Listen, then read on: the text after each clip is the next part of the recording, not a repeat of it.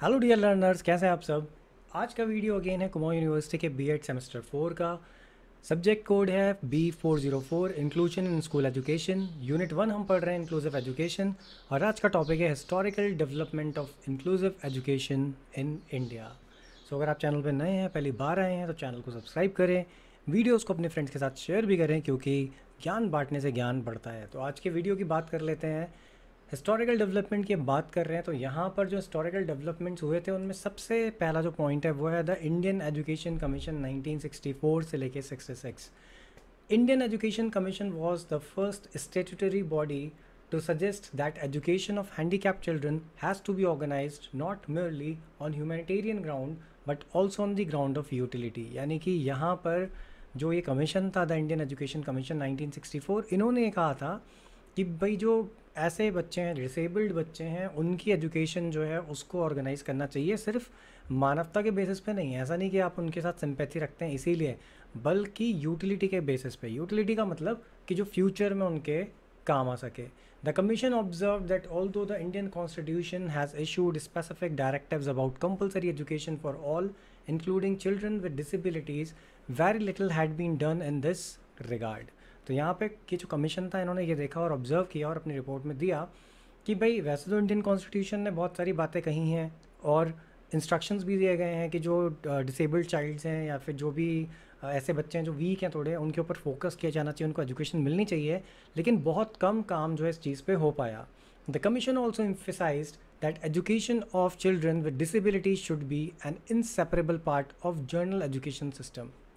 तो यहाँ पे कमीशन ने ये भी कहा कि भाई ये जो स्टूडेंट्स हैं, जो भी बच्चे हैं जो डिसेबल्ड हैं, उनके लिए भी एजुकेशन जो है प्रॉपर होनी चाहिए। और ये ऐसी मतलब सिचुएशन नहीं है कि जिसको आप अलग कर सको, ऐसी कंडीशन नहीं है कि आप दोनों को डिफरेंटली ट्रीट करो। उनके लिए भी जर्नल एजुकेशन सिस्टम में जगह होनी चाहिए। At the time when the commission made its recommendation, there were less than 250 special schools in India। और जब कमीशन यानी कि ये जो कमीशन था सेटअप हुआ 1964 से लेकर 66 के बीच में, तो यहाँ पर 250 से कम स्कूल्स थे जो स्पेशल एजुकेशन प्रोवाइड कर रहे थे। यानी कि इस टाइप के स्पेशल बच्चों के लिए जो स्कूल्स थे वो भी बहुत ज़्यादा नहीं थे। उसके बाद अगर बात करी जाए कि कमीशन ने क्या सजेशंस दिए, क्या किया, तो कमीशन ने यहाँ पे टारगेट सेट करे 1986 तक कि ये टारगेट्स अचीव करने हैं। पहली चीज़ कमीशन ने कहा कि education for about 15% of blind, deaf and orthopedically handicapped. तो 15% जो है एजुकेशन का टारगेट अचीव करने के लिए कहा गया है इसमें, जिसमें कि ब्लाइंड आपको पता ही है, ऐसे बच्चे जिनको नहीं दिखता है, डेफ यानी कि जिनको कम सुनाई पड़ता है, ऑर्थोपेडिकली हैंडीकैप्ड का मतलब है कि ऐसी डिफॉर्मिटीज़ या प्रॉब्लम्स जो कि बोन्स से रिलेटेड है, यानी कि हड्डियों में जो प्रॉब्लम होती है वहाँ पर हम ऑर्थोपेडिकली हैंडीकैप कहते हैं उस बच्चे को या उस पर्सन को जिसमें कि बोन से रिलेटेड कुछ प्रॉब्लम हो। And 5% of the mentally retarded. तो 5% मेंटली रिटार्डेड यानी कि वो लोग जिनमें मेंटल ग्रोथ होती है लेकिन वो बहुत स्लो पेस पे होती है। The commission also specifically emphasized the importance of integrated education in meeting this target as it is cost effective. तो इंटीग्रेटेड एजुकेशन का मतलब यही कि भाई जो नॉर्मल बच्चा है, जो बच्चा है विद डिसेबिलिटीज़, उनको साथ में पढ़ाना। यहाँ पे लिखा भी है, देखिए हमने कल वाले वीडियो में बात भी करी थी कि it is cost effective and useful in developing mutual understanding between children with and without disabilities. यानी ऐसे बच्चे जो कि डिसेबिलिटीज़ के साथ हैं या फिर ऐसे जो कि नॉर्मल हैं, तो उनके बीच में प्रॉपर अंडरस्टैंडिंग डेवलप होती है जब आप इंटीग्रेटेड एजुकेशन सिस्टम को लेके चलते हैं, यानी कि जहाँ पर साथ में आप एजुकेशन प्रोवाइड कर रहे हैं। नेक्स्ट अगर हिस्टोरिकल डेवलपमेंट की बात करें तो वो था integrated education for disabled children, that is IEDC 1974। तो जो ministry of social justice and employment है गवर्नमेंट ऑफ इंडिया की, उन्होंने 1974 में इस प्रोग्राम को इम्प्लीमेंट किया।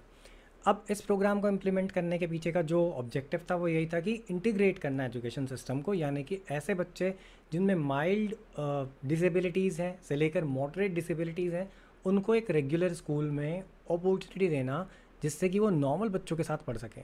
Children's were provided financial support for book, stationery, transport, special equipments and aids. तो यहाँ पर क्या हुआ कि बच्चों को ये सारी फैसिलिटीज़ दी गई, उनको बुक्स प्रोवाइड करना फ्री ऑफ कॉस्ट, ट्रांसपोर्टेशन देना, स्टेशनरी प्रोवाइड करना, स्पेशल इक्विपमेंट्स या जो भी एड्स उनको चाहिए पढ़ने के लिए, सपोर्ट करने के लिए, वो गवर्नमेंट ने सब प्रोवाइड करे। द गवर्नमेंट्स यानी कि state governments were provided 50% financial assistance to implement this programme in regular school. और यहाँ पर रेगुलर स्कूल में ये अपॉर्चुनिटीज़ प्रोवाइड करने के लिए जो स्टेट गवर्नमेंट्स थी उनको भी 50% फाइनेंशियल असिस्टेंस दिया गया, यानी कि 50% जो भी कॉस्ट होगी वो स्टेट गवर्नमेंट्स बेयर करेंगे with the help of central government. तो ये भी एक हिस्टोरिकल डेवलपमेंट था in the education system of India. Next जो हिस्टोरिकल डेवलपमेंट था वो था national education policy NPE 1986 to 1992। तो 1986 में Indian government formulated the national policy on education for all government schools and articulated a need to integrate students with disability। so जो word होता है articulated, इसका मतलब होता है वैसे तो joint to different section join together, और एक मीनिंग इसका ये भी होता है to express the feeling in words. तो यहाँ पर इसका मतलब यही है कि गवर्नमेंट ने यहाँ पे क्या किया, रिटर्न में ये एक्सप्रेस करा कि जो स्टूडेंट्स हैं विद डिसेबिलिटीज़ एंड नॉर्मल उनको इंटीग्रेट करने की ज़रूरत है। It emphasise that whenever feasible, यानी जब भी पॉसिबल हो, education for children with motor handicapped and other mild disability should be provided in a regular schools. तो ये मोटर हैंडीकैप का मतलब होता है कि ऐसे लोग जो चलने फिरने में थोड़े असमर्थ हों, जिनकी की बॉडी मूवमेंट्स ना हो, तो उनको, और जो माइल्ड डिसेबिलिटीज़ के साथ थे उनको, साथ ही साथ नॉर्मल बच्चों को एक साथ एक ही जगह पर एक ही स्कूल में एजुकेशन प्रोवाइड की जानी चाहिए। It also emphasized the need to restructure primary teacher training programs to prepare teachers to deal with the special difficulties of children with disabilities। तो यहाँ पर गवर्नमेंट ने एक चीज़ और सजेस्ट करी इस पॉलिसी के थ्रू कि जो प्राइमरी टीचर्स हैं उनकी ट्रेनिंग को भी रिस्ट्रक्चर करने की ज़रूरत है, यानी उनके ट्रेनिंग प्रोग्राम्स को दोबारा बनाने की ज़रूरत है, दोबारा डिज़ाइन करने की ज़रूरत है, ताकि वो ऐसी डिफ़िकल्ट सिचुएशन को या ऐसे बच्चे विद डिसेबिलिटीज़ जो हैं उनको टैकल कर पाएँ, उनको हैंडल कर पाएँ। नेक्स्ट जो हिस्टोरिकल डेवलपमेंट था वो था project integrated education for disabled, that is PIED 1987। तो जो ministry of human resource development थी उन्होंने 1987 में यूनिसेफ के साथ मिलके और national council for educational research and training यानी NCERT के साथ मिलकर एक प्रोजेक्ट स्टार्ट किया, project integrated education for disabled PIED। और इसका एम क्या था? इसका एम था कि जो स्कीम गवर्नमेंट ने लॉन्च करी थी IEDC, जिसके बारे में अभी ऑलरेडी पढ़ चुके हैं, उसको स्ट्रेंथन करना, यानी कि ये देखना कि कहाँ पे उसमें अगर कोई कमियां हैं तो उनको पूरा करना, उसको प्रॉपर तरीके से जो है इम्प्लीमेंट करवाना, ये गवर्नमेंट का एक ऑब्जेक्टिव था। नेक्स्ट अगर हम डेवलपमेंट की बात करें, हिस्टोरिकल डेवलपमेंट की बात करें in the field of education में इंडियन गवर्नमेंट, तो वो था district primary education programme DPEP 1994। A centrally sponsored scheme, the District Primary Education Programs aims to reduce the overall dropout rate of all the students enrolled in the primary classes। तो primary classes में क्या हो रहा था कि कुछ बच्चे जैसे एनरोल हुए और ड्रॉप आउट हो गए। ड्रॉप आउट का मतलब कि उन्होंने स्कूल छोड़ दिया, वो नहीं पढ़ रहे हैं, तो उसको रिड्यूस करना यहाँ पर इनका एम था कि मतलब वो बच्चा पढ़े, to raise their achievement level and to provide primary education for all children including children with disabilities। तो यहाँ पे एक मेन एम ये था कि भाई सारे बच्चों को प्राइमरी एजुकेशन मिले, साथ ही साथ डिसेबल्ड जो चाइल्ड है उसको भी यहाँ पर प्राइमरी एजुकेशन जो है वो मिल सके।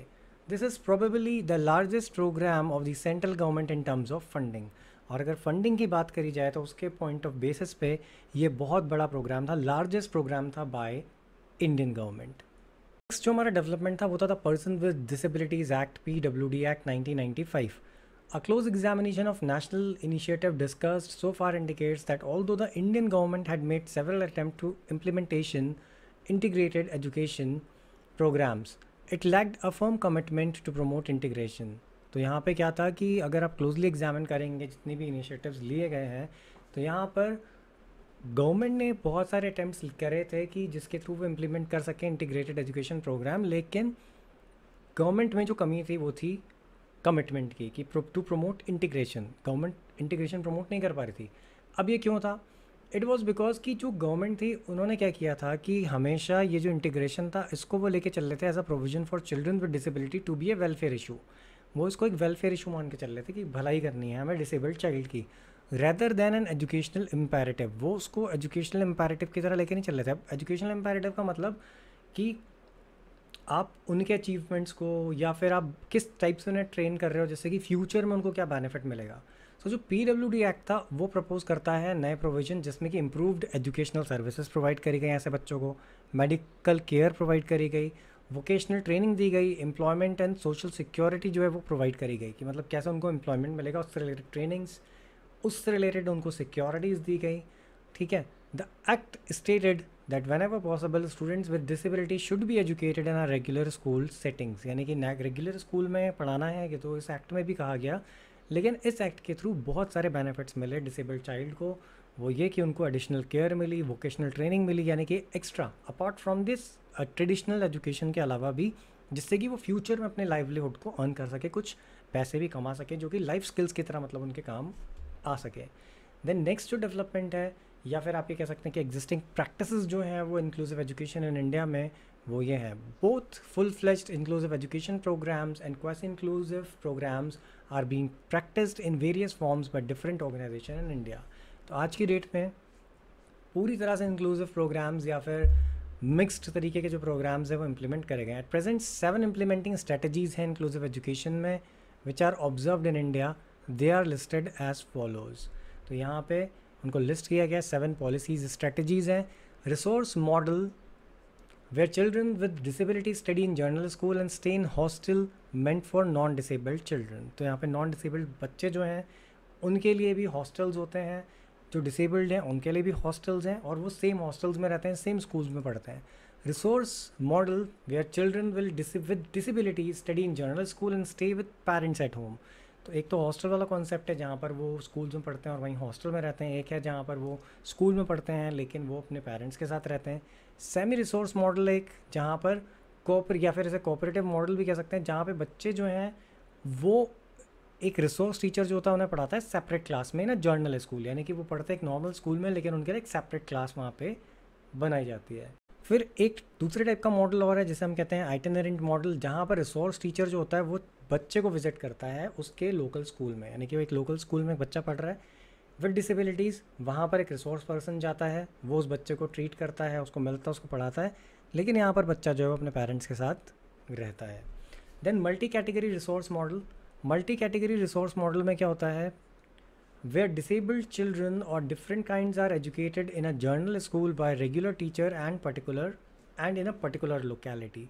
यानी एक स्कूल है, नॉर्मल स्कूल है, वहाँ पे एक नॉर्मल टीचर है, वो सेम यानी दोनों टाइप के बच्चों को पढ़ा रहा है सेम क्लासरूम में। देन एक आता है मल्टी कैटेगरी आइटिनरेंट मॉडल, जहाँ पर क्या होता है स्पेशल टीचर अटेंड करता है needs of disabled children of different categories in a particular locality. एक पर्टिकुलर लोकेलिटी में स्पेशल टीचर जाता है, वो उस स्कूल में जाके वहाँ जो बच्चे हैं डिफरेंट कैटेगरीज़ के साथ उनसे मिलता है, उनकी प्रॉब्लम को सॉर्ट आउट करता है। An ideal inclusive education concept aims at facilitating total integration of child in a community.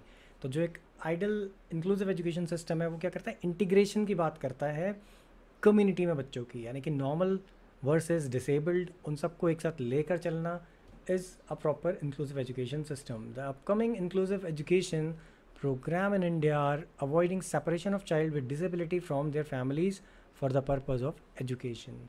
तो यहाँ पर जो नया जो भी मतलब अपकमिंग इंक्लूसिव एजुकेशन प्रोग्राम्स हैं इंडिया में, वो जनरली अवॉइड करते हैं इस चीज़ को कि बच्चे को उनकी फैमिली से अलग रख के पढ़ाया जाए, बल्कि वो क्या करते हैं उनके साथ ही रखें, यानी कि जैसे फैमिली के साथ बच्चा रह रहा है, स्कूल जा रहा है रेगुलर एक नॉर्मल स्कूल में, और वहीं पे वो पढ़ रहा है।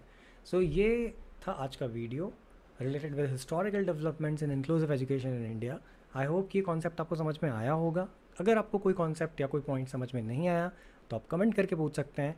PDF आपको डिस्क्रिप्शन में मिल जाएगी।